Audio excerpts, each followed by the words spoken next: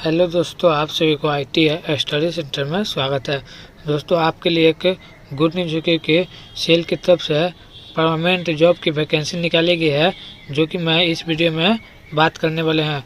तो आप भिडियो में लास्ट तक बने रहिएगा, जिससे कि आपको पूरी बातों को समझ में आ सके। तो दोस्तों चलते हैं पीडीएफ पे। तो ये देखिए, यह भिलाई स्टील प्लांट की तरफ से वैकेंसी निकाली गई है, जिसे बीएसपी शॉर्ट में दिया गया है। यह सेल की तरफ से है।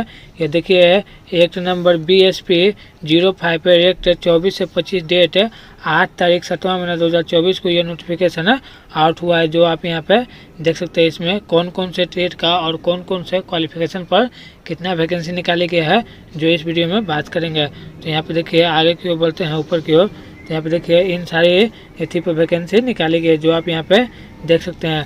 फर्स्ट में दिया हुआ है जनरल मेडिसिन में आपका कितना, तो टोटल 4 वैकेंसी है, वही बात कर लेते। फिर रेडियो डायग्नोसिस में आपका 2 वैकेंसी है। उसके बाद आपका रेस्ट मेडिसिन में आपका 2 वैकेंसी है। उसके बाद OBSG में आपका 2 वैकेंसी है। इसी तरह से दोस्तों, और आपका डेमोटोलॉजी में आपका सिर्फ 1 ही वैकेंसी है। और यहाँ पे देखिए, इसी तरह से दिया हुआ इसमें कि ऑर्थोपेडिक में आपका 2 वैकेंसी है। यहाँ पे ENT में आपका 1 वैकेंसी है। उसके बाद एनेस्थीसिया में आपका 2 वैकेंसी है। उसके बाद ऑप्थोमोलॉजी में आपका 1 ही वैकेंसी है। उसके बाद पैथोलॉजी में भी आपका 1 ही वैकेंसी है दोस्तों। उसके बाद साइक्रियाट्री में आपका 1 वैकेंसी है, जो कि आप यहाँ पे यह ITI वाले के लिए नहीं है, लेकिन ITI वाले के लिए भी ज़्यादा वैकेंसी नहीं है दोस्तों। सिर्फ 5 या 6 वैकेंसी निकाले गए, जो कि यहाँ पे ऑल इंडिया पे निकाले गए हैं। तो इसमें कट ऑफ जो होगा बहुत हाई जा सकता है। यहाँ पे देखिए, नीचे की ओर आते हैं। तो यहाँ पे देखिए, यह पोस्ट नंबर 1 का था। यहाँ पे देखिए, यह पोस्ट नंबर 2 में आपका दिया हुआ मेडिकल ऑफिसर का 1 पोस्ट है। उसके बाद असिस्टेंट मैनेजर का भी 3 पोस्ट है, जो आपका UR में है 3 है सिर्फ, और SC ST OBC में 1 भी पोस्ट नहीं है। उसके बाद यहाँ पे देखिए, दिया हुआ है कि नॉन एक्सक्लूसिव पोस्ट है, जो यहाँ पे देखिए, इसमें आपका ITI का दिया हुआ दोस्तों, जो आप यहाँ देख सकते हैं। टेक्निकल दिया हुआ है। इसमें आपका एसोसिएट में आपका जो बॉलियर ऑपरेशन है, इसमें आपका 5 वैकेंसी है। यही आप सिर्फ का ITI का जो दोस्तों, इसी वैकेंसी पर आपका ITI का फॉर्म आप भर सकते हैं, जो आप यहाँ पे 5 वैकेंसी दिया हुआ है, जो मैं आपको नीचे की ओर बताते हैं। तो वीडियो में बने रहेगा।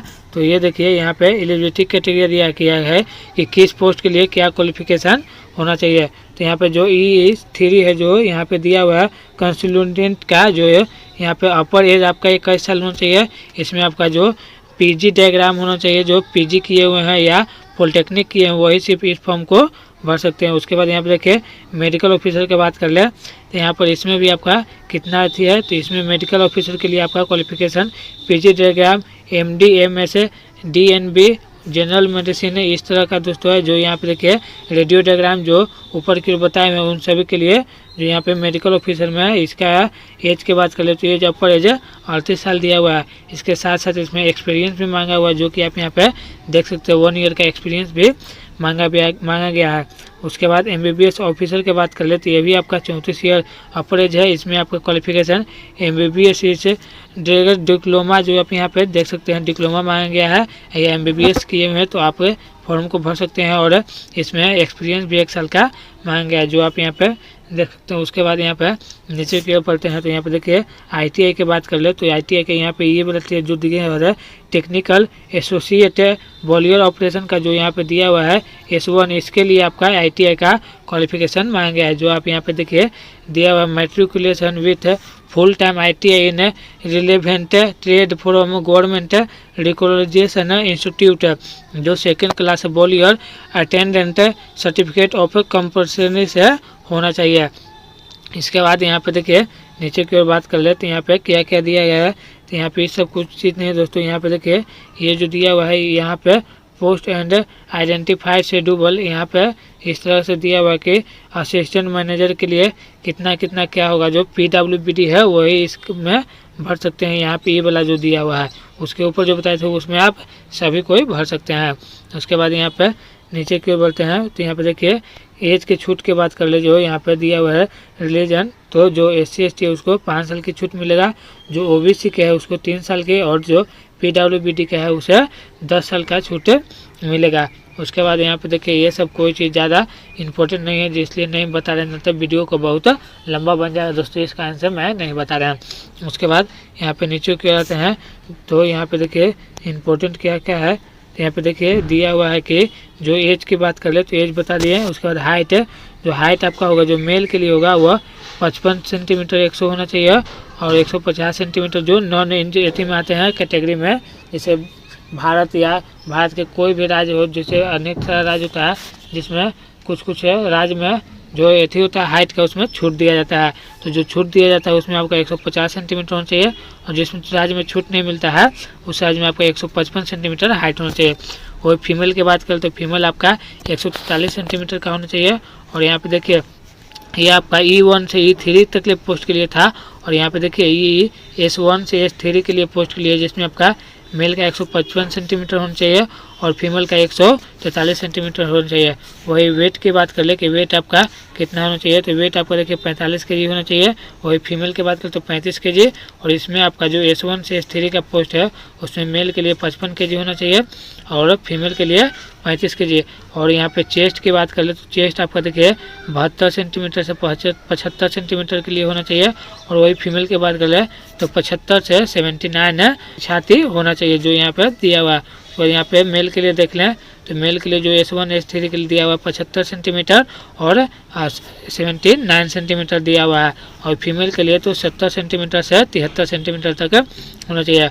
उसके बाद नीचे की ओर आते हैं तो ये देखिए नीचे की ओर यहाँ पे दिया हुआ है मिनिमम ऐसे दिया है दोस्तों, तो यहाँ पे देखिए पेरेंटल मिनिमम दिया हुआ है। इसमें आपका जो फिजिकल होगा उसके बारे में बताया हुआ है, तो आपको पहले एग्ज़ाम पास कर लेना, उसके बाद ये सब को चेक करेगा। जैसे ये आँख के लिए हो गया 6x6, 6x9, 6x12, इस तरह से। उसी के लिए नॉन इंजीनियरिंग के लिए भी आपका आई के दिया हुआ है, जो आप यहाँ पे देख सकते हैं दिया हुआ है 6x6 होना चाहिए।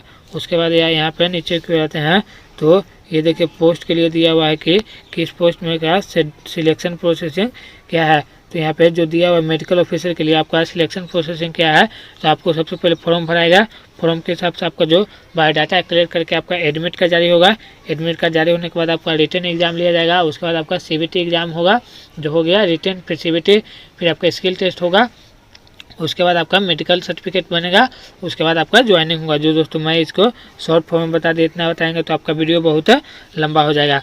उसके बाद यहाँ पे नीचे की ओर बढ़ते हैं तो इस पोस्ट के लिए जो दिया हुआ है असिस्टेंट मैनेजर के लिए, इसमें आपका क्या क्या होगा, तो इसमें दोस्तों आपको देखिए जो फॉर्म भराएगा उसमें मान लीजिए आपका वैकेंसी 5 है, तो इसमें टोटल कैंडिडेट को 15 कैंडिडेट को सिलेक्ट किया जाएगा एग्जाम के लिए। उसमें जो यहाँ पे देखिए 1:3 दिया हुआ है। उसके बाद जो पास होगा उसमें 1:5 से इंटरव्यू लिया जाएगा, यानी एक पोस्ट के लिए आपको 5 कैंडिडेट को इंटरव्यू लिया जाएगा, जो आप यहाँ पे दिया हुआ, जो आप यहाँ पे देख सकते हैं। उसके बाद नीचे क्या आते हैं तो यहाँ पे देखिए रिटन टेस्ट होगा, जो आप यहाँ पे देख सकते हैं, और ऑनलाइन टेस्ट यानी CBT होगा। उसके बाद यहाँ पे देखिए नीचे कर बढ़ते हैं तो यहाँ पे आपका सिलेक्शन प्रोसेस की बात कर ले तो यहाँ पे ऑनलाइन टेस्ट होगा, जो CBT होगा इस पोस्ट के लिए, जो आप यहाँ पे देख सकते हैं। ITI के लिए दिया हुआ है टेक्निकल एसोसिएट बॉलियर जो ऑपरेशन के लिए है, इसमें आपका CBT एग्जाम होगा। उसके बाद स्किल टेस्ट होगा।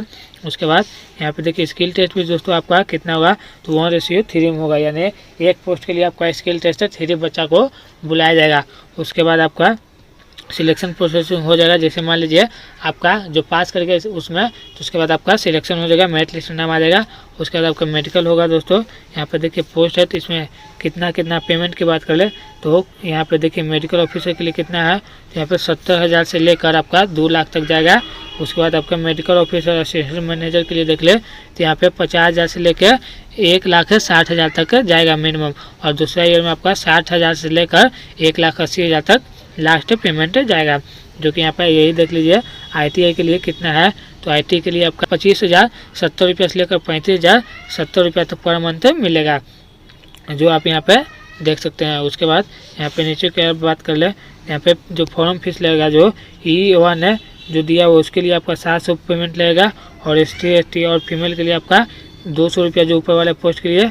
उसके बाद जो S1 के लिए है वो आपका 500 रुपया पेमेंट लगेगा, और यहाँ पे देखिए SC ST वाले के लिए 150 और फीमेल के लिए। उसके बाद यहाँ पे S1 जो दिया हुआ टेक्निकल के लिए ITI के लिए उसके 300, और SC ST और फीमेल के लिए 100 रुपया लगेगा, जो कि आप यहाँ पे देख सकते हैं। और ये पेमेंट कैसे करना है तो यहाँ पे net banking, credit card, ATM ये सब के द्वारा आप कर सकते हैं। उसके बाद यहाँ पे हाउ टू अप्लाई देखिए दिया हुआ है, हाउ टू अप्लाई। तो अप्लाई कैसे करना है तो दोस्तों आप कमेंट कीजिएगा कि हमें अप्लाई करने आता है, तो मैं उस पर भी एक वीडियो बना दूंगा स्टेप बाय स्टेप, जिससे कि आप देखकर अप्लाई आसानी से कर लीजिएगा। उसके बाद यहाँ पे नीचे की ओर आते हैं, तो यहाँ पे डेट कब से है दोस्तों, तो ये देखिए डेट आपका यहाँ पे नीचे की ओर आते हैं, तो यहाँ पे देखिए नीचे की ओर आते हैं, तो यहाँ पे दोस्तों देखिए दिया हुआ डेट है कितना से कितना है, तो 9/7/2024 से फॉर्म भरना स्टार्ट है और इसका लास्ट डेट आपका 3/8/2024 तक है, जो मैं दोस्तों यहाँ पे बता दिया। तो दोस्तों वीडियो अच्छा लगा होगा तो प्लीज़ एक लाइक कीजिएगा और इसी तरह की जानकारी के लिए इस यूट्यूब चैनल को सब्सक्राइब भी कर लीजिएगा। और अगर आप मेरे टेलीग्राम चैनल पर नहीं जुड़े हैं तो टेलीग्राम चैनल पर भी जुड़ जाएगा, जिससे कि आपको समय समय पर इसी तरह की जानकारी मिलती रहे। धन्यवाद।